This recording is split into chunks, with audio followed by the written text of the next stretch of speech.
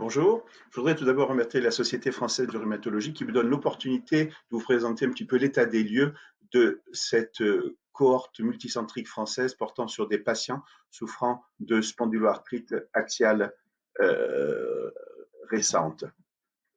D'abord, je voudrais insister sur un point très important, on n'a peut-être pas assez mis en exergue, c'est que traditionnellement, quand on voulait connaître une maladie, ce qu'on faisait par exemple dans un service hospitalier, c'est de demander à un interne ou à ses collaborateurs d'aller regarder, de sortir les dossiers des malades venant consulter dans ce service et de regarder ce qu'ils étaient, comment on avait fait le diagnostic, comment ça avait été évolué. Mais en fait, on se focalisait sur des malades qui venaient dans ce service et qui venaient toujours dans ce service.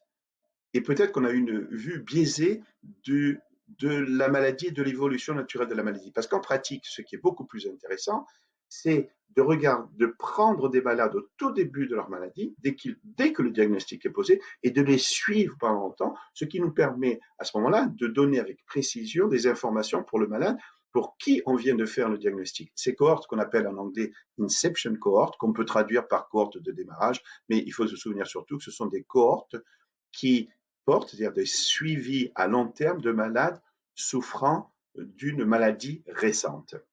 Alors, ici, je voudrais surtout insister sur l'organisation et le suivi. Pourquoi l'organisation? Parce qu'il y a une spécificité dans l'accord de désir, c'est que nous nous considérons comme des collecteurs de données, des centres investigateurs, le comité de coordination, et que ces données sont à la disposition du monde scientifique dès lors que n'importe quel chercheur soumet un projet au comité scientifique que je voudrais remercier ici.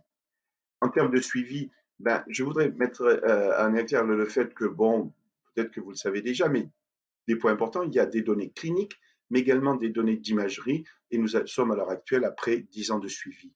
Le nombre de malades, comme vous le voyez sur cette diapositive, diminue avec le temps.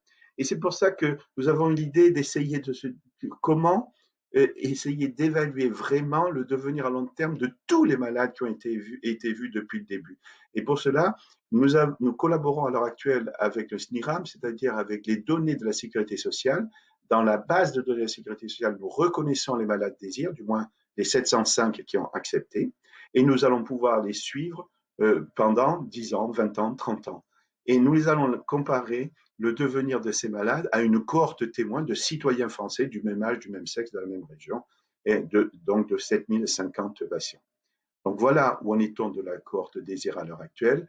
Les résultats, eh ben, grâce à cette organisation et notamment cette ouverture de la base de données à tout chercheur qui a une idée scientifique, nous avons pu collaborer comme vous voyez ici, avec de nombreux collègues de nombreuses régions du monde, et ce qui a permis à aboutir à de très nombreuses publications, puisqu'en 2020, on comptait à peu près 84 publications. Donc, en conclusion,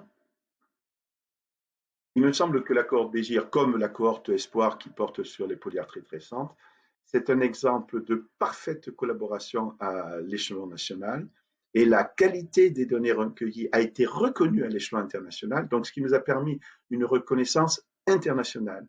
Et ce n'est pas fini parce que, comme je vous l'expliquais, pour la partie 0-10 ans, nous attendons premièrement les analyses des données à 10 ans qui sont en cours. Deuxièmement, les données de notre collaboration avec les données de la sécurité sociale.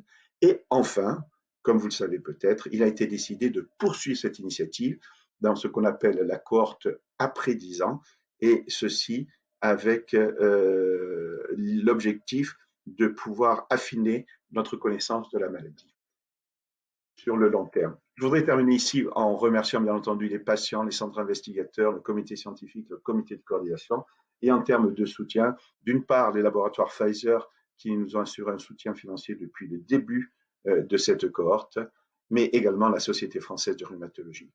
Pour toute autre information, n'hésitez pas, il y a un blog où vous pourrez trouver le protocole des cahiers d'observation et toutes les publications, qui est le blog lacohortedésir.fr.